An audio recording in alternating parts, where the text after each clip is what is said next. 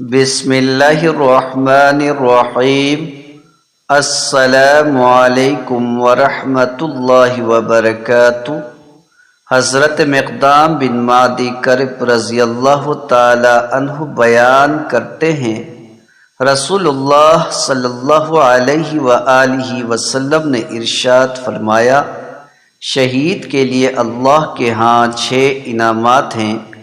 اسے پہلے قطرہ خون گرنے پر بخش دیا جاتا ہے، اس کا جنت میں ٹھکانہ اسے دکھا دیا جاتا ہے، اسے عذاب قبر سے بچا لیا جاتا ہے، وہ قیامت کی بڑی گھبراہٹ سے محفوظ رہے گا، اس کے سر پر وقار کا تاج رکھ دیا جائے گا، اس کا ایک یاقوت دنیا اور اس میں جو کچھ ہے اس سے بہتر ہے، 72 حوروں سے اس کی شادی کرائی جائے گی اور اس کے 70 رشتہ داروں کے بارے میں اس کی سفارش قبول کی جائے گی۔ حضرت ابو امامہ رضی اللہ تعالی عنہ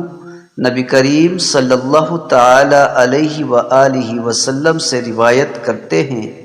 آپ صلی اللہ علیہ وآلہ وسلم نے ارشاد فرمایا،